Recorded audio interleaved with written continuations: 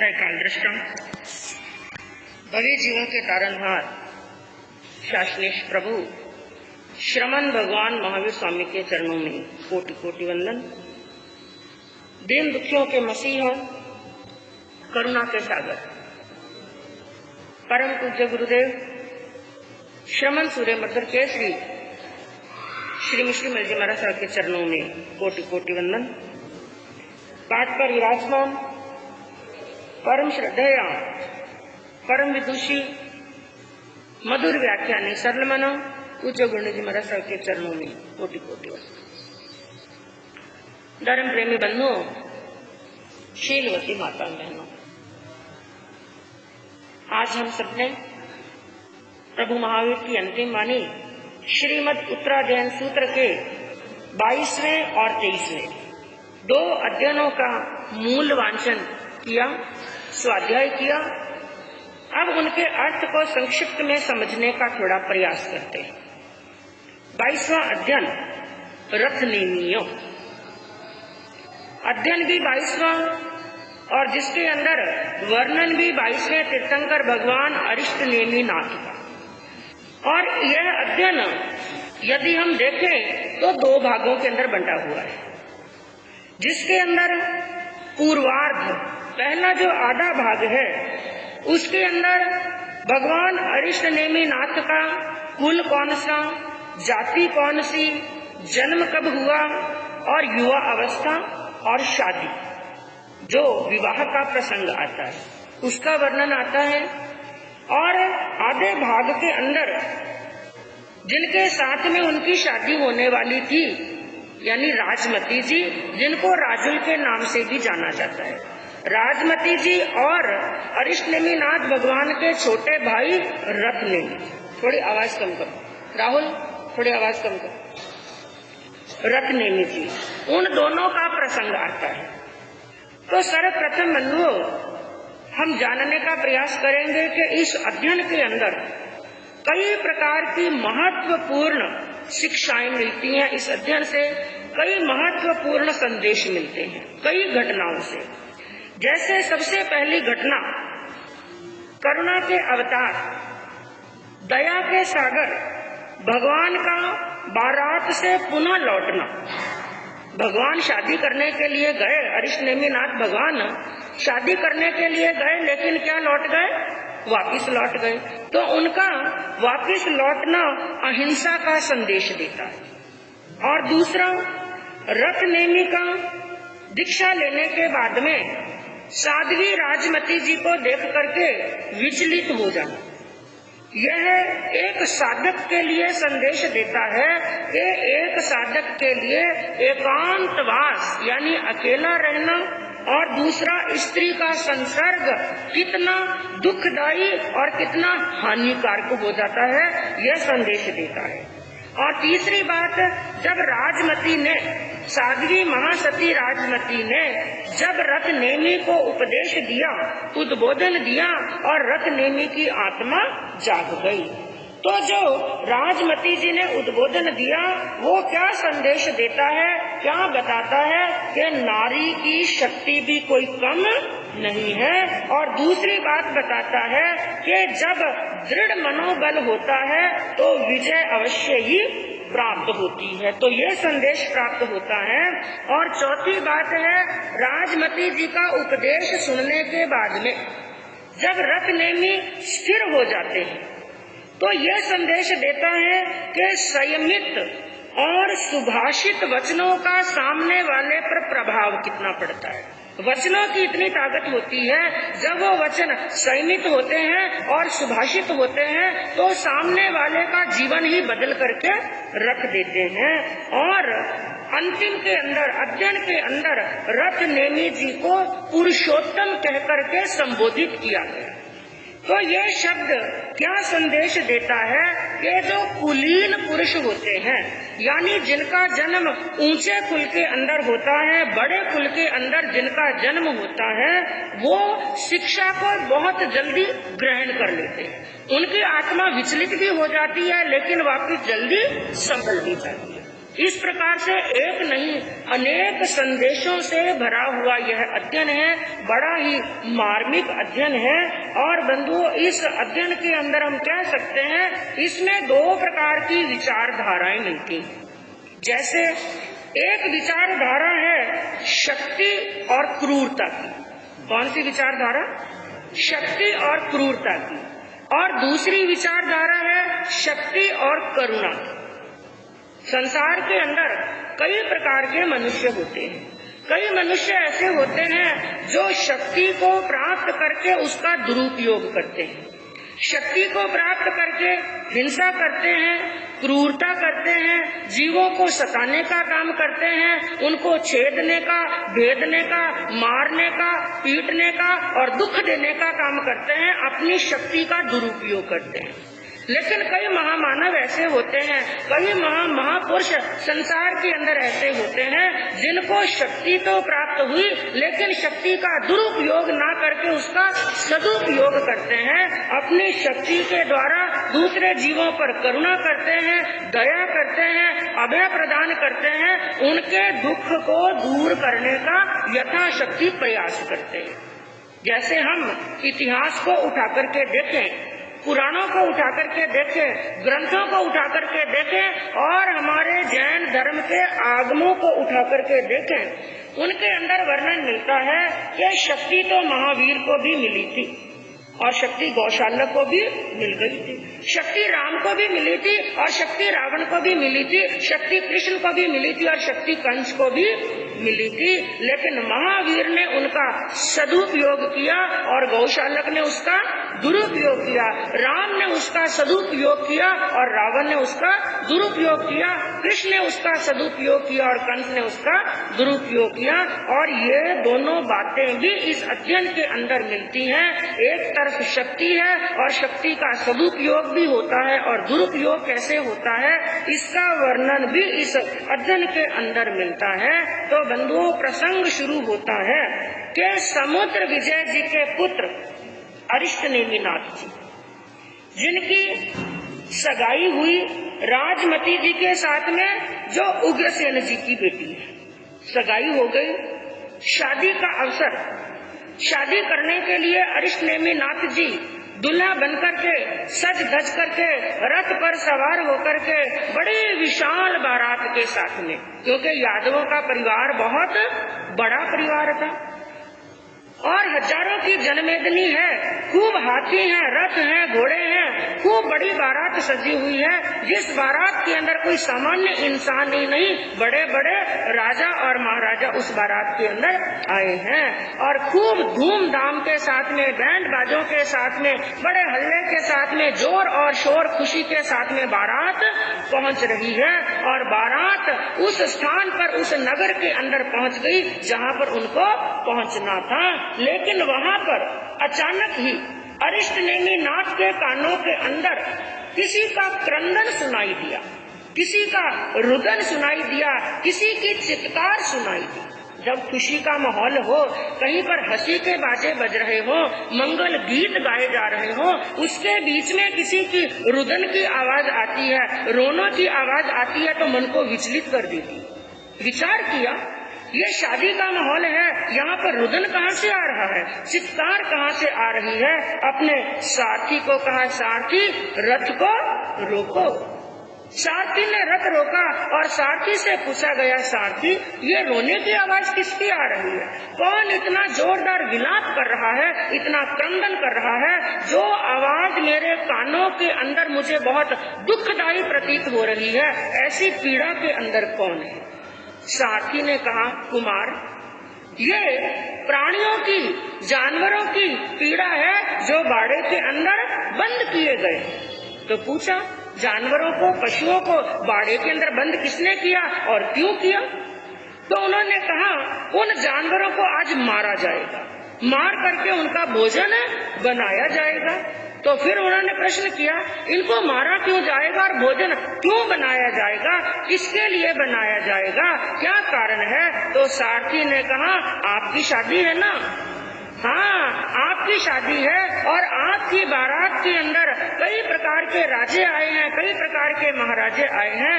कई तो हैं जो शाकाहारी हैं और कई मांसाहारी, क्योंकि क्षत्रिय लोग मांसाहारी होते, तो कई शाकाहारी हैं, कई मांसाहारी हैं, कई पशुओं के भोजन का ही आहार करते हैं। उनके लिए इन जानवरों को मार करके इनका भोजन बनाया जाएगा।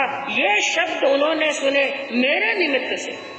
मुझे ऐसी खुशी नहीं चाहिए, मुझे ऐसी शादी नहीं करनी चाहिए और ऐसी खुशी मुझे नहीं चाहिए जो किसी के खून से सनी हुई हो। जो किसी के खून से सनी हुई है वो कभी खुशी खुशी होने वाली नहीं। उनके शरीर के अंदर जैसे सिहरन हो गए, पूरा शरीर जैसे कांपने लगा, क्योंकि वो करुणा के सागर थे। मैं कहूँ भगवान तो ये सब घटना पहले से ही जानते थे, क्योंकि उनके पास में ज्ञान कितने थे, 3 अवधि ज्ञान से। और तीर्थंकर भगवान ये सब बात अच्छी प्रकार से जानते हैं, दीक्षा का समय कब है, कब उनको दीक्षा लेनी है और कब संयम के मार्ग पर अग्रसर होना है। फिर भी वो शादी करने के लिए गए, किस कारण से? वो सभी जीवों को करुणा का, अहिंसा का संदेश देना चाहते थे। तो जब ये बात सुनी तो उनका दिल कांप उठा, मेरे कारण से सभी जीवों को मारा जाएगा। उन्होंने कहा नहीं, ऐसा नहीं हो सकता है। हाथों हाथ वो रथ से नीचे उतरे और जाकर के सभी बाड़ों के, जिन बाड़ों के अंदर पशु बंद थे, सभी के दरवाजे उन्होंने खोल दिए। सभी पशु बड़े प्रसन्न हुए और वहाँ से भाग निकले। सभी लोग देखने लगे, अरे ये क्या हुआ, और वापिस रथ में आए और आते ही अपने सारथी को आदेश दिया, सारथी रथ को वापिस मोड़ लो, मुझे शादी नहीं करनी। अरिष्टनेमिनाथ भगवान का रथ वापिस मुड़ा, पूरी बारात के अंदर खलबली मच गई। अरे ये क्या हुआ, ये क्या हुआ, पूरी बारात वापिस जाने लगी। और इधर समाचार मालूम पड़े राजमती जी को, और राजमती जी और अरिष्टनेमिनाथ भगवान के जीवन का वर्णन आता है कि 9 भवों की प्रीत थी, 9 भवों तक साथ में रहे, 9 भवों की प्रीत थी। जब राजमती जी को, राजुल को ये पता चला कि बिना शादी किए ही अरिष्टनेमिनाथ वापिस चले गए हैं, इतना दुख, इतनी वेदना हुई कि हाथों हाथ राजमती जी बेहोश होकर के नीचे गिर गए। इधर भगवान ने निर्णय कर लिया कि अब मेरा धर्म की शरण में जाने का समय आ गया है, दीक्षा लेने का समय आ गया है। और तीर्थंकरों के बंधुओं, एक नियम होता है, दीक्षा लेने से पहले 1 वर्ष भर तक क्या देते हैं, वर्षी दान। और अरिष्टनेमिनाथ भगवान ने तो वर्षी दान देना शुरू कर दिया। और इधर राजुल को होश आया, राजुल विलाप करने लगी, रोने लगी, उन बातों को याद करने लगी। लेकिन अभी भी मन के अंदर इंतजार है, एक आशा की किरण है, शायद वापिस आएंगे और शादी करेंगे। 1 महीना निकला, 2 महीना निकला, वर्षी दान दे रहे हैं प्रभु। इधर राजुल उनके याद के अंदर रो रही है, विलाप कर रही है। और बंधुओं, साहित्य के अंदर एक राजुल का 12 मासिया बड़ा प्रसिद्ध है, क्योंकि वैसे आगमों के अंदर कहीं पर भी भगवान ने ज्यादातर श्रृंगार रस का वर्णन नहीं किया, लेकिन यही एक घटना आती है राजुल और अरिष्टनेमिनाथ भगवान के संबंध को लेकर के, कि राजुल ने भगवान का 12 महीने तक इंतजार किया। लेकिन आखिर एक दिन वो आया, समाचार मिल गए कि भगवान गिरनार पर्वत के ऊपर, रैवतक पर्वत के ऊपर चढ़ गए, वहाँ पर पधार गए और भगवान ने दीक्षा ले ली। अब राजमती जी ने आशा क्या कर दी, छोड़ दी कि अब भगवान आने वाले नहीं है। लेकिन निश्चय कर लिया, जिस मार्ग पर मेरे पति गए हैं मुझे भी उसी मार्ग के ऊपर जाना है। उन्होंने निश्चय कर लिया। इधर जैसे ही भगवान की दीक्षा हुई, उनके छोटे भाई रथनेमि जी, जिन्होंने राजुल को देख रखा था, और जिस दिन से राजुल को देखा था उसी दिन से राजुल के प्रति बड़ा आकर्षण था। अब विचार किया, कोई बात नहीं, मेरे भाई की शादी नहीं हुई तो उनके साथ में क्या करूंगा, मैं शादी करूंगा। तो शादी का प्रस्ताव लेकर के रथनेमि जी जाते हैं राजुल के पास में और अपने मन की बात कही। मैं भी उसी कुल का हूँ, मेरे वो सगे भाई हैं और उसी माता ने मुझे जन्म दिया है, एक ही कुल के हैं, एक ही हमारे माता पिता हैं, कोई बात नहीं, मेरे भाई ने शादी नहीं की तो मैं तुम्हारे साथ में क्या करूँगा, शादी करूँगा। और राजन ने मन के अंदर विचार किया, इनके मन के अंदर विषय और भोग जागृत हो चुके हैं, वो उनको संकेत देना चाहती थी, संदेश देना चाहती थी। राजुल ने कहा, अच्छा मेरे साथ में शादी करना चाहते हो? कि हाँ, मैं शादी का प्रस्ताव लेकर के आया हूँ। तो ये बात सुनी तो राजुल ने कहा, थोड़ी देर के लिए रुकिए। रुकने का कहा तो रत्नेमी जी ने क्या सोचा, शायद मेरा काम बन जाएगा। थोड़ी मन के अंदर आशा की किरण जगी और उसी समय राजुल ने आदेश दिया रसोड़े के अंदर कि 56 पकवान बनाए जाए, 6 रस के भोजन बनाए जाएं, तरह तरह के माल मसाले तैयार होकर के सामने आने लगे। और जैसे ही भोजन, गर्मा गर्म स्वादिष्ट भोजन सामने आया तो राजुल ने वो भोजन किया। पहले तो राजुल ने क्या कर लिया, भोजन। ये दृश्य कौन देख रहे हैं, रत्नेमी जी बैठे बैठे दृश्य देख रहे हैं। राजुल ने वो डट करके भोजन किया, फिर एक पात्र मंगाया और एक पात्र के अंदर भोजन का क्या कर दिया, वमन कर दिया, उल्टी कर दी। वमन करने के बाद में वो पात्र रत्नेमी जी के सामने किया, लीजिए राजकुमार आप इसका भोजन कीजिए। ऐसा दृश्य देखा तो रत्नेमी को गुस्सा आया, मेरा इतना बड़ा अपमान, मेरा इतना बड़ा तिरस्कार, मेरे सामने इन्होंने अपना वमन किया हुआ भोजन मेरे सामने किया है। उन्होंने कहा, क्या आपकी बुद्धि काम नहीं कर रही, आप ये कार्य क्या कर रही हैं? उन्होंने कहा, राजकुमार मेरी बुद्धि तो कार्य कर रही है, आप जो लेने के लिए आए ना वही तो आपको दे रही, समझे नहीं? मैं तो तुम्हें लेने के लिए आया हूँ। हाँ, आप मुझे लेने के लिए आए हो राजकुमार। हे रत्नेमी, मैं भी वमन हूँ। हाँ, मैं भी वमन हूँ, क्योंकि मैं आपके बड़े भाई की परित्यक्ता हूँ। आपके बड़े भाई ने मुझे त्याग दिया है, उन्होंने मेरा वमन कर दिया है। आप वमन की हुई चीज को लेने के लिए आए हैं, पहले इसको ग्रहण कर लो, फिर मुझे ग्रहण कर लेना। ऐसी बात सुनी तो मन के अंदर बड़ी शर्मिंदगी आई और मन में विचार किया, ये राजुल मुझे मिलने वाली। अपने मन को मार लिया, अपने मन को दबा लिया, अपनी इच्छाओं को दबा लिया और इच्छाओं को दबा करके फिर विचार किया, यदि मुझे राजुल नहीं मिली कोई बात नहीं है, लेकिन मुझे भी संसार के अंदर रहना। वैराग आ गया। दीक्षा ले ली रत्नेमी जी ने भी और कुछ समय निकला, राजमती जी ने भी क्या ले ली, दीक्षा ले ली। एक बार का प्रसंग हुआ कि राजमती जी जो साध्वी बन चुकी हैं और अपनी कई सखियों के साथ में उन्होंने दीक्षा ली। पुराने जमाने के अंदर आगमों के अंदर वर्णन आता है, जब किसी एक सेठ को वैराग्य आता तो कई उनके साथी और कई सखियां उनके साथ में क्या ले लेते, दीक्षा। तो राजमती जी की भी कई सखियों ने साथ में दीक्षा ग्रहण की और दीक्षा लेने के बाद में एक बार का प्रसंग हुआ कि साध्वी राजमती जी, उनकी कई सखी साध्वियां जो थी भगवान का दर्शन करने के लिए गिरनार पर्वत के ऊपर चढ़ रही थी, लेकिन बीच में ही थी, अभी तक मंजिल मिली नहीं, भगवान तक पहुंचे नहीं। रास्ते के अंदर ही जोरदार आंधी आई, जोरदार तूफान आया, बादल गरजने लगे, बिजलियां जोरदार चमकने लगी और साथ में मूसलधार बरसात। इतनी आंधी, इतना तूफान, इतनी बरसात कि उसके अंदर चलना मुश्किल हो गया। सभी साध्वियां भीग गई और ऐसे तूफान के अंदर जिसको जहां पर जगह मिली वहीं पर अपने आप को जाकर के सुरक्षित स्थान पर रख लिया। कुछ समय के लिए रुक गए, तूफान शांत हो जाएगा फिर आगे चलेंगे। और वहीं पर राजमती जी को स्थान मिला एक गुफा के अंदर। उन्होंने देखा सामने एक गुफा है, गुफा में प्रवेश कर लेते हैं, फिर तूफान शांत होएगा आगे चले जाएंगे। और बंधु, गुफा का एक नियम होता है कि गुफा के अंदर जब प्रवेश करते हैं ना तो बाहर से जाने वाले व्यक्ति को अंदर क्या है, कौन बैठा है, कौन सी वस्तु है दिखाई नहीं देता, लेकिन अंदर जो बैठा है उनको बाहर से कौन आ रहा है सब क्या होता है, दिखाई देता। तो राजमती ने क्या सोचा, शायद अंदर कोई भी नहीं, इसलिए एकांत देख करके, कपड़े पूरे भीग चुके थे, कपड़ों में से पानी निकल रहा था, उन्होंने देखा अपने कपड़े निचोड़ लेती हूँ, थोड़ी देर के लिए कपड़े सुखा लूंगी, बरसात बंद होगी फिर चले जाएंगे।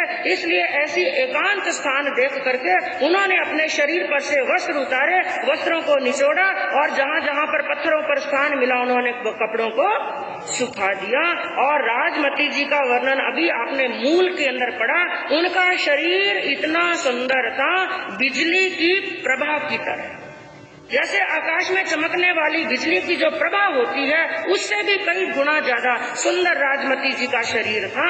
वो निर्वस्त्र वहाँ पर राजमती जी खड़ी है और अचानक ही जोरदार बिजली चमकी और बिजली की चमक ठेठ गुफा तक गई और वो ऐसी गई कि राजमती जी के शरीर पर वो चमक पड़ी। लेकिन बिजली इतनी जोरदार चमकी, कई बार बिजली जब जोरदार पड़ती है तो आवाज भी क्या आती है, जोरदार आवाज आई। और बंधुओं, उसी गुफा के अंदर रत्नेमी जी ध्यान के अंदर बैठे थे। जैसे ही जोरदार बिजली चमकी, बिजली की आवाज आई, रत्नेमी मुनि की क्या हुई, आंख खुली। जो ध्यान में बैठे थे, इतनी आवाज से आंख खुली और सामने क्या दृष्टि पड़ी, क्योंकि बिजली की चमक उन राजमती जी के शरीर पर पड़ी तो वहाँ पर उनकी दृष्टि पड़ी, अरे ये तो राजमती है। उनका दबा हुआ मन, मरा हुआ मन वापिस क्या हो गया, जागृत हो गया। मन वापिस उछाले भरने लगा, अरे ये तो वही राजमती जिनको मैं दिल से प्राणों से ज्यादा चाहता हूँ, आज मुझे वो राजमती मिल गई है। और वहाँ से आवाज आई, आओ राजमती आओ। ये बात सुनी राजमती, एकदम राजमती साधी विचार करने लगे, गुफा के अंदर कौन है। अब वो वस्त्रों को उठाए, वस्त्रों को पहने, इतना समय उसके पास में नहीं था, इसलिए अपने हाथों से ही अपने घुटनों को दबोच करके दब करके नीचे बैठ गई और कहा, अरे तुम कौन हो, यहाँ पर क्या कर रहे हो। तो उन्होंने कहा, मैं कोई और नहीं, मैं तुम्हारा ही प्रेमी हूँ, तुम्हें चाहने वाला हूँ, जान से ज्यादा चाहने वाला हूँ राजमती, मैं कोई और नहीं हूँ, मैं रत्नेमी हूँ। ऐसी बात सुनी और फटाफट अपने शरीर पर वस्त्रों को धारण किया। उन्होंने कहा, रत्नेमी यहाँ पर क्या कर रहे हो। कहा, मैं एक साधु हूँ, साधु यहाँ पर ध्यान के अंदर बैठा हूँ, लेकिन तुम ये बात क्या कह रहे हो। क्योंकि रत्नेमी जी ने क्या कहा, राजमती आज मेरी इच्छा पूर्ण हो गई है और रही गई इच्छा तुम पूरी कर दो। ऐसा करो, मेरे साथ में शादी कर लो। मैं तुम्हारे पास में पहले आया, तुमने मेरी बात नहीं मानी, लेकिन आज समय अच्छा है, अवसर अच्छा है, हम दोनों शादी कर लेते हैं, संसार के सुखों का भोग करेंगे और संसार के सुखों का भोग करने के बाद में जब शरीर पर बुढ़ापा आ जाएगा तो संयम के मार्ग पर आगे बढ़ जाएंगे। ऐसी बातें राजमती जी ने सुनी, उनके रोंगटे खड़े हो गए। वो कहने लगे, अरे तुम पापी हो, तुम निशर्मे हो, तुम्हें धिक्कार है। अरे अपने कुल को याद करो, अपने वंश को याद करो। तुम समुद्र विजय जी के पुत्र हो और मैं उग्रसेन जी की बेटी हूँ। तुम्हारा कुल कितना ऊंचा है और मेरा कुल कितना ऊंचा है। हे मुनिवर, एक अगंधन कुल का सांप होता है, तुम अगंधन कुल के बनो, गंधन कुल के मत बनो। सांप एक अगंधन कुल का सांप होता है, एक गंधन कुल का सांप होता है, दोनों के अंदर बड़ा अंतर होता है। अगंधन कुल के सांप की क्या स्थिति, क्या विशेषता होती है, एक बार वमन किए हुए विष को किसी भी परिस्थिति के अंदर ग्रहण करने वाला नहीं। जो अगंधन कुल का सांप होता है बंधुओं, जब एक बार अपना विष छोड़ देता है ना, अपना जहर छोड़ देता है, तो कई बार क्या होता है, कई सांप ऐसे होते हैं, एक बार विष छोड़ने के बाद में जब गारुड़ी मंत्र पढ़ते हैं, क्या करते हैं गारुड़ी लोग, एक तरफ जिस व्यक्ति के शरीर में विष छोड़ा है वो व्यक्ति लाश की तरह सो रहा है, बीच में गारुड़ी बैठा मंत्र पढ़ रहा है और एक तरफ अग्नि का कुंड जलाया जाता है। वो गारुड़ी क्या करता है, मंत्रों के प्रभाव से सांप को वहाँ पर बुलाता है। जब सांप वहाँ पर आता है तो गारुड़ी उन्हें निर्देश देते हैं कि इस जहर को तुम वापिस खींच लो। तो जो सामान्य सांप होता है अपने छोड़े हुए विष को ग्रहण कर लेता है, लेकिन जो अगंधन कुल का सांप होता है उस विष को ग्रहण नहीं करता है, बल्कि जब वो ग्रहण नहीं करता तो गारुड़ी आदेश क्या देता है, या तो विष को ग्रहण कर लो या इस धधकती हुई ज्वाला के अंदर पड़ करके अपने प्राण दे दो। तो जो अगंधन कुल का सांप होता है वापिस उस जहर को ग्रहण नहीं करता है, बल्कि धधकती हुई ज्वाला के अंदर पड़ करके अपने क्या देता है, प्राण दे देता है। तो तुम उस अगंधन कुल के सांप की तरह बनो कि जो वमन किए हुए को ग्रहण नहीं कर रहा है, लेकिन तुम एक साधु होकर के त्यागे हुए वमन किए हुए भोगों को वापिस ग्रहण करने की चाह कर रहे हो, इच्छा कर रहे हो। हे मुनिवर, तुम्हें धिक्कार है। और तुम क्या सोचते हो मैं तुम्हारा वर्ण करूंगी?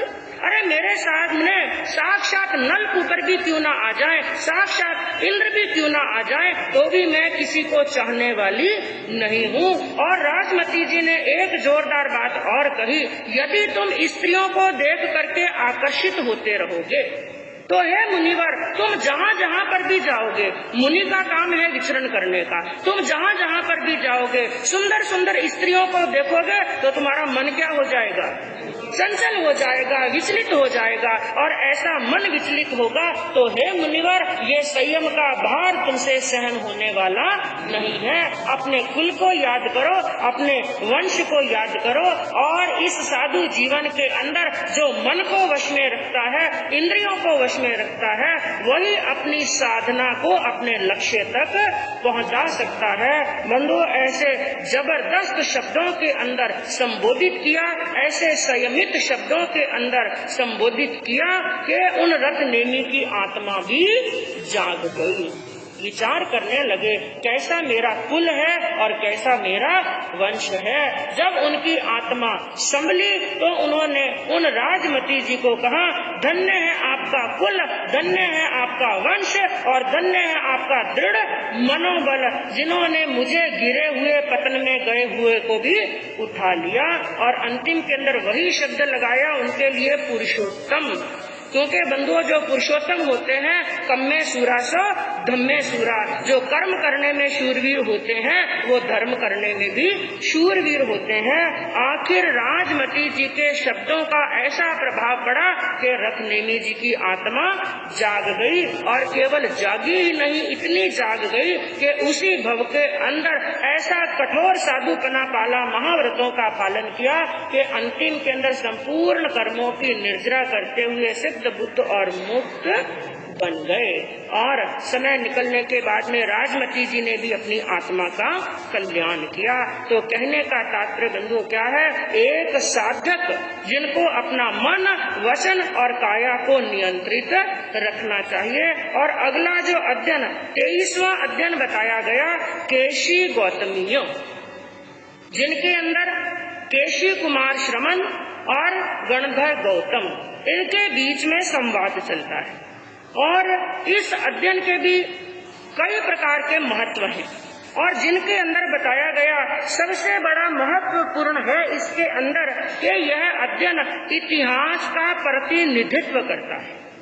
और दूसरी विशेषता क्या है, इसके अंदर क्या बताया गया है? काल के प्रभाव से, यानी जैसे जैसे समय निकलता है ना, द्रव्य, क्षेत्र, काल और भाव, जो चार बातें प्रभु ने फरमाई, काल के प्रभाव से मनुष्य के जो भाव होते हैं उनके परिणामों में कैसे कैसे अंतर आता रहता है, इसका भी यहाँ पर महत्व बताया गया है। और तीसरा इस अध्ययन का महत्व है, एक परंपरा का दूसरी परंपरा के प्रति विनय का भाव, प्रेम का भाव, आदर का भाव और समन्वय का भाव, जिसकी आज बहुत बड़ी कमी हमारे समाज के अंदर है। लेकिन एक परंपरा को दूसरी परंपरा के साथ में, एक संप्रदाय को दूसरी संप्रदाय के साधु संतों के साथ में कैसा प्रेम होना चाहिए, कैसा समन्वय होना चाहिए, इसका एक बड़ा ही सुंदर उदाहरण हमारे सामने प्रस्तुत होता है।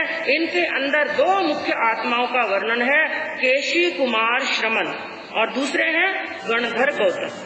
केशी कुमार श्रमण जो भगवान पार्श्वनाथ की परंपरा के संत हैं, और जिनको केशी कुमार श्रमण, कुमार शब्द क्यों लगाया गया? क्योंकि उन्होंने छोटी उम्र, बाल्य अवस्था के अंदर ही दीक्षा ग्रहण की, इसलिए नाम लिखा गया केशी कुमार श्रमण। तो जिनको तीन ज्ञान, कितने ज्ञान है? तीन ज्ञान है। और दूसरी तरफ है गणधर गौतम, इंद्रभूति गौतम, जो भगवान महावीर के प्रथम शिष्य हैं, प्रथम गणधर हैं, जिनके बारे में कहा गया जो द्वादशांगी के धारक, द्वादशांगी यानी 14 पूर्वों के जानकार हैं, 4 ज्ञान के धारक हैं, ऐसे गौतम स्वामी। दोनों का संवाद होता है। किस कारण से होता है, संवाद के अंदर क्या वर्णन चलता है, तो ये वर्णन इस अध्ययन के अंदर आता है। लेकिन संक्षिप्त के अंदर हम कह सकते हैं, जो दोनों के बीच में संवाद हुआ वो संवाद बड़ा ही शिक्षाप्रद है, बड़ा ही तात्विक है, बड़ा ही सैद्धांतिक है और इतिहास की कई प्रकार की विशेषताओं को लिए हुए है। और एक बार का प्रसंग हुआ कि केशी कुमार श्रमण अपनी शिष्य मंडली सहित, यानी इधर भगवान महावीर स्वामी का भी विचरण हो रहा था। भगवान महावीर स्वामी भी भूतल पर विचरण कर रहे थे, लेकिन 23वें तीर्थंकर भगवान पार्श्वनाथ के शिष्य भी उसी धरती के ऊपर विचरण कर रहे थे। तो एक बार का प्रसंग हुआ, केशी कुमार श्रमण अपनी शिष्य मंडली सहित विचरण करते हुए श्रावस्ती नगरी के अंदर पधारते और इधर इंद्रभूति गौतम भी अपनी शिष्य मंडली सहित विचरण करते हुए श्रावस्ती नगरी के अंदर पधारे। लेकिन श्रावस्ती नगरी के अंदर दो उद्यान, एक उद्यान जिसका नाम है तिंदुक उद्यान, तिंदुक उद्यान के अंदर तो केशी कुमार श्रमण रुकते हैं, वहां पर विराजमान हुए। और उसी श्रावस्ती नगरी के अंदर कोष्टक नाम के उद्यान के अंदर गौतम स्वामी अपनी शिष्य मंडली सहित विराजमान हुए। और एक बार का प्रसंग हुआ कि भगवान गौतम स्वामी के शिष्य और केशी कुमार श्रमण के शिष्य, दोनों के शिष्य गोचरी लेने के लिए श्रावस्ती नगरी के अंदर जाते और वहां पर दोनों आपस में मिले, उनके शिष्य और उनके शिष्य आपस में मिले तो कुछ वार्तालाप हुआ तो केशी कुमार श्रमण के शिष्यों ने गौतम स्वामी के शिष्यों से पूछा, आप कौन हैं? उन्होंने कहा, हम साधु हैं। और दूसरा प्रश्न किया, आप यहाँ पर किस लिए आए हैं? उन्होंने कहा, आहारचर्या के लिए, गोचरी लेने के लिए यहाँ पर आए हैं। तीसरा प्रश्न किया, आपका लक्ष्य क्या है? साधु बने हैं तो साधु का क्या होता है? लक्ष्य। आपका साधुपना लेने का लक्ष्य क्या है? उन्होंने कहा, हमारा साधु जीवन लेने का लक्ष्य है मोक्ष। तो फिर मोक्ष को प्राप्त करने के लिए आप कितने महाव्रत पालते हैं? उन्होंने कहा, हम 5 महाव्रत पालते हैं।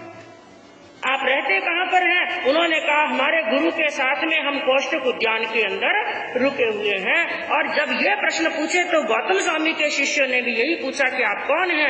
हम साधु हैं। आप यहाँ किस लिए आए? गोचरी के लिए आए। वही के वही प्रश्न पूछे, आपका लक्ष्य क्या है? हमारा लक्ष्य भी मोक्ष है। तो आप कितने महाव्रत पालते हैं? तो उन्होंने कहा, हम कितने पालते हैं? 4। बाकी सब बातें तो सेम, लक्ष्य सबका एक है, पाल सब साधु बना रहे हैं, लेकिन आचार में क्या हो गई है? भिन्नता हो गई है। इनके 5 महाव्रत हैं, इनके 4। एक तो ये सबसे बड़ा अंतर। दूसरा अंतर क्या देखा? गौतम स्वामी के जितने भी शिष्य थे सबके वस्त्र कैसे थे? सफेद वस्त्र। और जो केशी कुमार श्रमण के जो शिष्य थे उनके वस्त्र कैसे थे?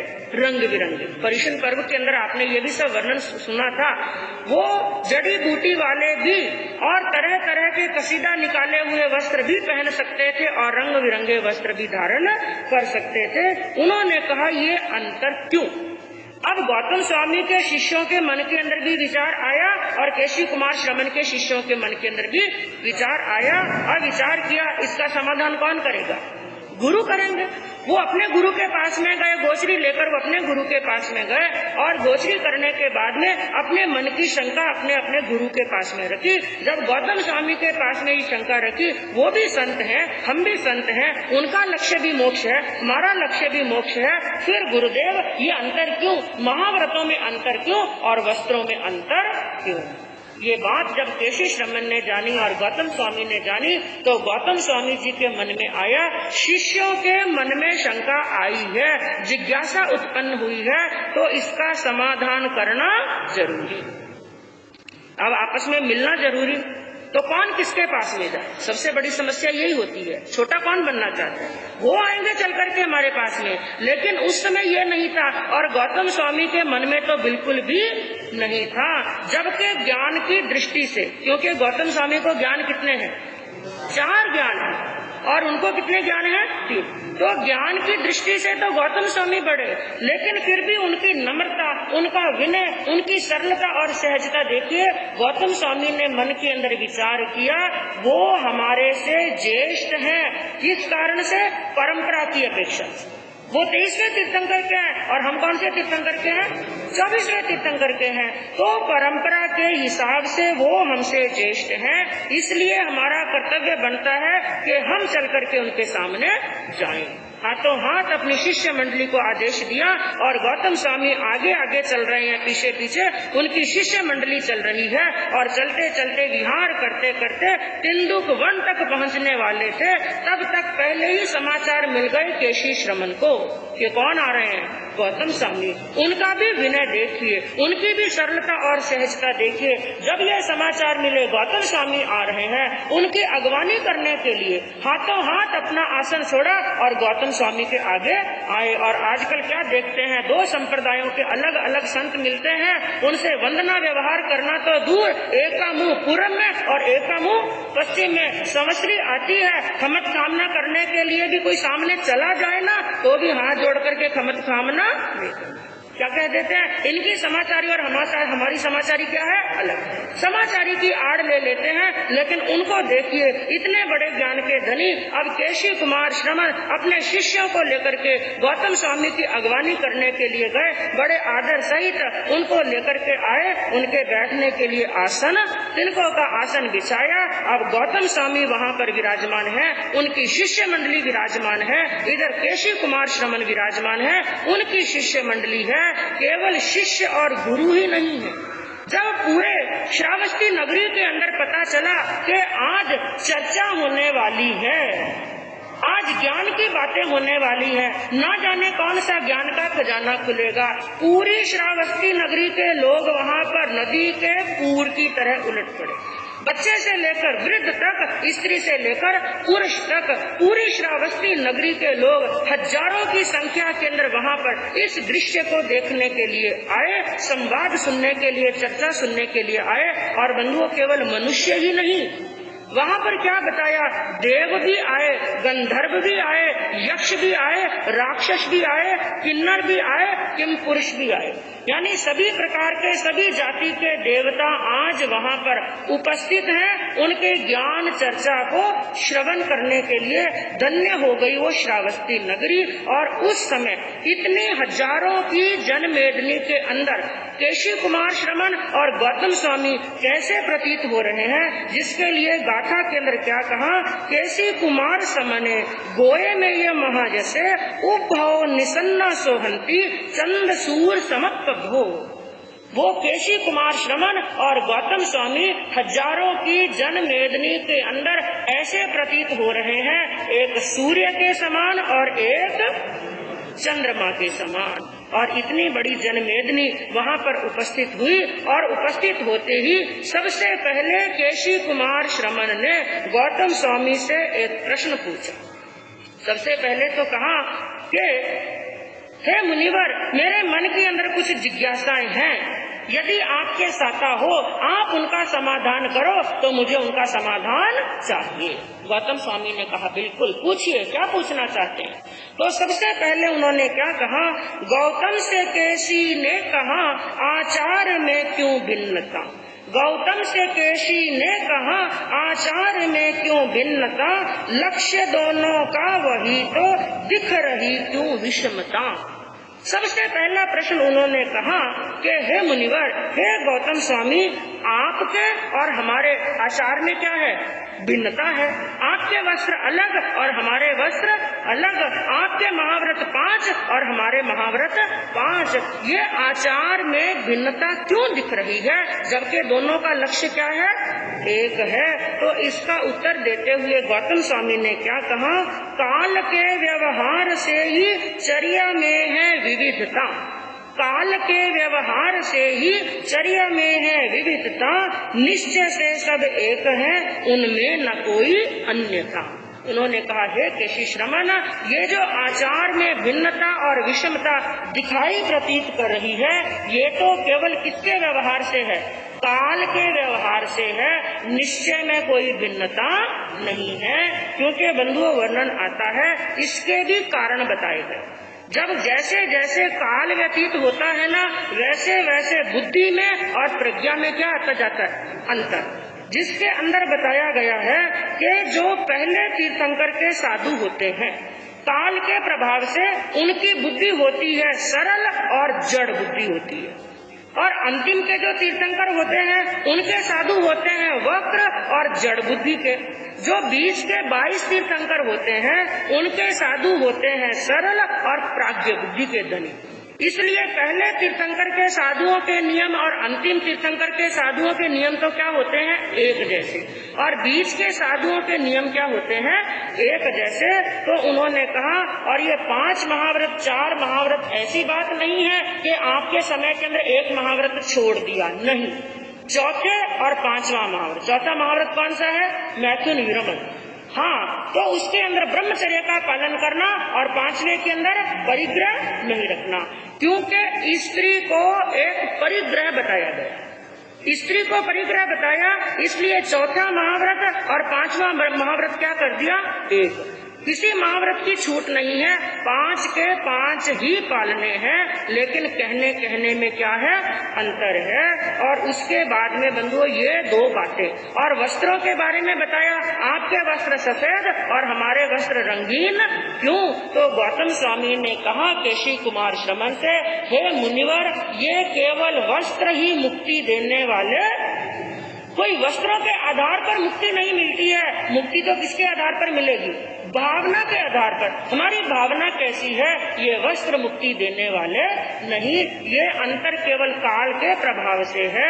और ये बातें होने के बाद में बंधुओं, उन्होंने केशी कुमार श्रमण ने अपने एक नहीं 10 प्रश्न पूछे।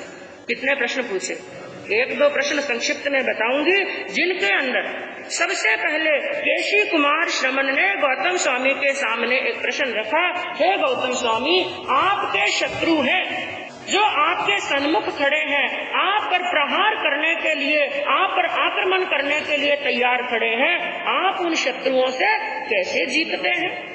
बड़े मार्मिक प्रश्न है, बड़े दार्शनिक प्रश्न है। तो गौतम स्वामी ने क्या कहा, हे केशी कुमार श्रमण, 1 को जीत लेने पर 5 को जीत लिया जाता है, 5 को जीत लेने पर 10 को जीत लिया जाता है, और मैंने सभी शत्रुओं को जीत लिया। ऐसी बात कही तो केशी कुमार श्रमण ने कहा, वो शत्रु कौन से हैं, और 1 क्या है, 5 क्या है और 10 क्या है। उन्होंने क्या कहा, अपनी ना जीती हुई आत्मा ही। ध्यान से सुनना, हमारा सबसे बड़ा शत्रु कौन सा है, अपनी ना जीती हुई आत्मा ही हमारी क्या है, शत्रु है। तो 1 को जीत लेने पर, यानी 1 मन को जीत लेने पर 4 को जीत लिया जाता है, 5 को, 5 यानी 1 + 4, 4 कौन सी, कषाय। मन को जीत लेने पर 4 कषाय जीत ली जाती है, तो हो गए 5। 5 को जीत लेने पर 10 जीत लिए जाते हैं, यानी 5 इंद्रियां। जिसने 1 को जीत लिया, अपने मन को जीत लिया, उसने कषायों को जीत लिया, जिसने कषायों को जीत लिया उसने इंद्रियों को जीत लिया, और जिसने इन 10 को जीत लिया उसने पूरे संसार को जीत लिया। तो हे मुनिवर, मैंने मेरी आत्मा को जीत लिया है। और दूसरा उन्होंने प्रश्न पूछा, हे गौतम स्वामी, एक मनुष्य यानी जो बड़े पाश के अंदर बंधा हुआ है, आपने उस पाश को कैसे काट दिया है। तो उन्होंने क्या कहा, आगम की शिक्षा से मैंने उस पाश को काट दिया। बड़े रहस्यात्मक प्रश्न पूछते हैं, आपने उस पाश को कैसे काटा, कहा आगम की शिक्षा से मैंने पाश को काट दिया है। फिर प्रश्न किया, वो पाश क्या है और आगम की शिक्षा क्या है। तो उन्होंने कहा, वो पाश है राग और द्वेष। मैंने उन राग और द्वेष रूपी पाश को, जो भगवान ने जिनवानी के अंदर मार्ग बताया है, उस मार्ग के द्वारा उस पाश को मैंने काट दिया है। तीसरा प्रश्न उन्होंने पूछा, हे मुनिवर, हे गौतम स्वामी, भीतर के अंदर एक लता है। लता किसको बोलते हैं, बेल को। एक बेल है, भीतर में एक लता है, आपने उस लता को कैसे काटा है। तो उन्होंने कहा कि मैंने उस लता को जड़ से उखाड़ करके फेंक दिया। तो फिर प्रश्न पूछा, वो लता कौन सी है। तो कहा कि वो लता है तृष्णा रूपी अमर बेल, वो जिस पर भी चाहती है उसी वृक्ष को सुखा करके फूट कर देती है। तो मैंने लता रूपी उस तृष्णा रूपी लता को, अमर बेल को, संतोष रूपी से उस कुल्हाड़ी से काट करके मैंने फेंक दिया है। उसके बाद में उन्होंने प्रश्न किया कि हे गौतम स्वामी, हे मुनिवर, भीतर में अग्नियां जल रही हैं, भीतर में क्या जल रही है? भीतर में अग्नियां जल रही हैं। आपने अग्नियों को कैसे शांत किया? उन्होंने कहा, हे केशी कुमार श्रमण, मैंने उस अग्नियों को महामेघ धारा के जल से सींच करके शांत कर दिया। तो फिर प्रश्न पूछा, वो अग्नि कौन सी है और महामेघ की धारा कौन सी है? तो गौतम स्वामी ने कहा, वो अग्नियां हैं कषाय की अग्नि। मनुष्य के भीतर कौन सी अग्नियां जल रही हैं? कषाय की। वो भीतर में कषाय की अग्नियां जल रही हैं और वो महामेघ की धारा है श्रुत, शील और तप। मैंने श्रुत से, शील से, तप से उस धारा से अग्नियों का सिंचन कर दिया है और अग्नियां क्या हो गई हैं? शांत हो गई हैं। और एक प्रश्न पूछा, कहा एक मनुष्य है जो सन्मार्ग पर चलते चलते कुमार्ग पर चला जाता है, लेकिन हे मुनिवर, आप कुमार्ग पर नहीं गए। गौतम स्वामी को प्रश्न पूछा कि मनुष्य सन्मार्ग पर चलते चलते कहाँ चला जाता है? कुमार्ग पर। कोई मनुष्य सन्मार्ग पर जाता है, कोई कुमार्ग पर जाता है, आप कुमार्ग पर क्यों नहीं गए? उन्होंने कहा कि मैंने कुमार्ग का मार्ग ही बंद कर दिया। क्यों? क्योंकि कुमार्ग पर कौन जाता है? जो एकांतवाद की धारा को मानता है। किसको मानता है? एकांतवाद की धारा को मानता है। जो मिथ्यादर्शी है, मतावलंबी है, ऐसे कुप्रवचनी जो एकांतवाद की धारा को मानते हैं, वो कुमार्ग पर जाते हैं। लेकिन मैंने एकांतवाद को छोड़ करके कौन सी धारा को पकड़ लिया? अनेकांतवाद को पकड़ लिया है। और अनेकांतवाद पर चलने वाला कभी कुमार्ग पर जाने वाला नहीं है। और एक बड़ा जबरदस्त प्रश्न केशी कुमार श्रमण ने पूछा। उन्होंने कहा, एक ऐसा दुष्ट घोड़ा है, एक ऐसा दुष्ट घोड़ा है जिस पर जो सवार होता है अपने सवार को वो उजड़ में ले जाता है। यदि दुष्ट घोड़ा उस पर कोई सवार होगा तो कहाँ लेकर के जाएगा? उजड़ में लेकर के चला जाता है। आपने उस दुष्ट घोड़े को वश में कैसे किया है? तो गौतम स्वामी ने क्या कहा, हे केशी कुमार श्रमण, मैंने उस दुष्ट घोड़े को श्रुत ज्ञान की रस्सी से और धर्म की शिक्षा देकर के वश में कर लिया है। और वो दुष्ट घोड़ा कौन? मन रूपी दुष्ट घोड़े पर मैंने उसको मेरे पर सवार नहीं होने दिया, बल्कि मन पर कौन सवार हो गया? मैं खुद उस दुष्ट घोड़े पर सवार हो गया। लेकिन मैंने क्या किया है? उसको श्रुत ज्ञान की रस्सी से बांध दिया है और धर्म की क्या दे दी है? शिक्षा। इसलिए अब वो दुष्टता करने वाला नहीं है। इस तरह से एक नहीं बंधुओं, नाव के संबंधित, सूर्य के संबंधित, धर्म के संबंधित, द्वीप के संबंधित कई प्रश्न केशी कुमार श्रमण ने पूछे और गौतम स्वामी ने उनका समाधान किया। और अंतिम के अंदर केशी कुमार श्रमण ने कहा, हे मुनिवर, आपकी प्रज्ञा बड़ी जबरदस्त है और आपकी प्रज्ञा बड़ी जोरदार है। उन्होंने नमन किया और एक बात कही, आज से 4 महाव्रतों से किसमें प्रवेश करते हैं? हाँ, क्योंकि भगवान महावीर स्वामी विचरण कर रहे हैं, उनका शासन काल चल रहा है, इसलिए उनकी आज्ञा में आए और 4 महाव्रतों से 5 महाव्रतों में उन्होंने प्रवेश किया और अंतिम के अंदर संपूर्ण कर्मों की निर्जरा करते हुए सिद्ध, बुद्ध और मुक्त हो गए हैं। तो बंधुओं, आज समय थोड़ा ज्यादा ले लिया क्योंकि इन अध्ययनों का वर्णन बहुत जोर। त्रैकाल दृष्टम, भव्य जीवों के तारणहार शासनेश प्रभु श्रमण भगवान महावीर स्वामी के चरणों में कोटि कोटि वंदन।